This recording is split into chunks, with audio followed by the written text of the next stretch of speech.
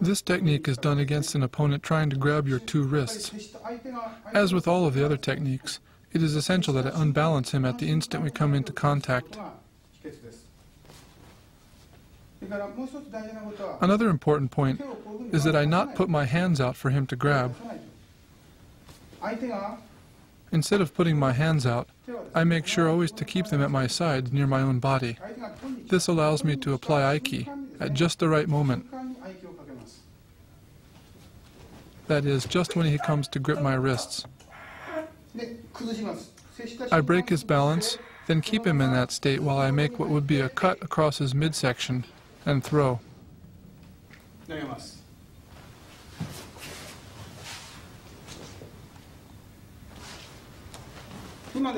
I should also mention that in doing this technique I am loosening my grip a little bit so that he can take a fall safely.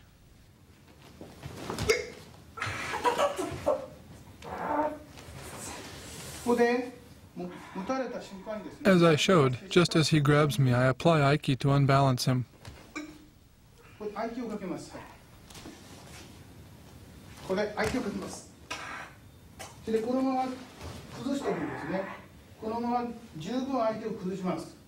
I keep him unbalanced all the way through.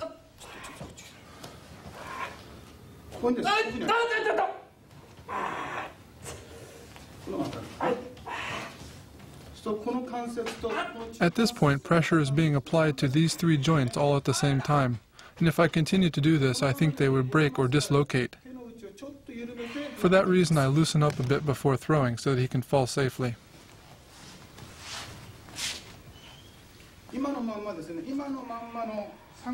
If I were to throw with all three of his joints locked like this, some or all of them would be completely dislocated.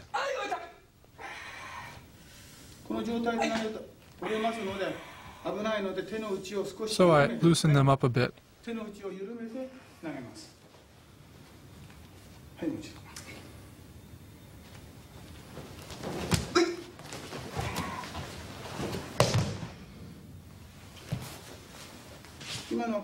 As you can see, I loosened the pressure on all of his joints as I threw him.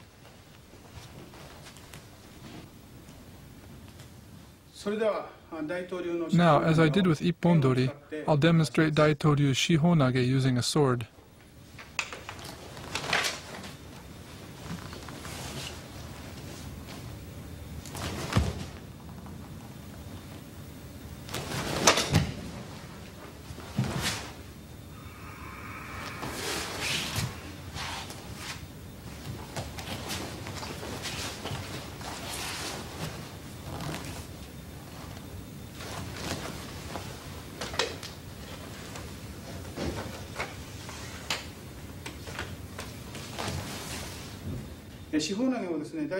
Daito Ryu actually contains a number of different Shiho nage techniques, or patterns, and I'll show just one of them here.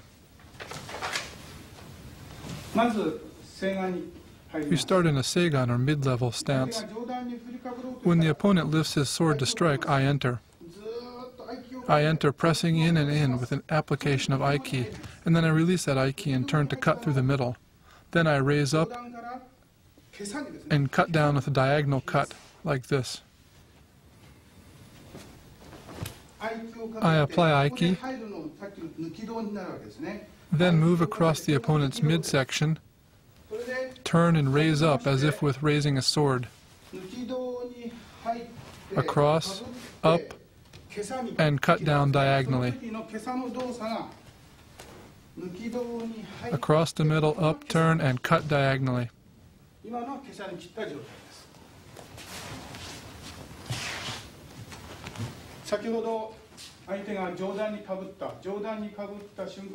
When he raises up, at that instant I enter, which is the same as applying Aiki here. Then with Aiki applied, I move through,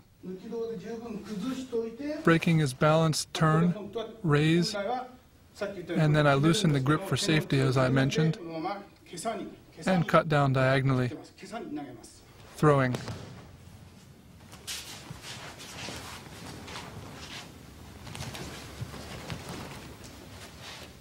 This is, of course, only a kata, or a form, so it probably looks rather stiff and rigid. In actual application, of course, this kind of technique would have much more flow to it.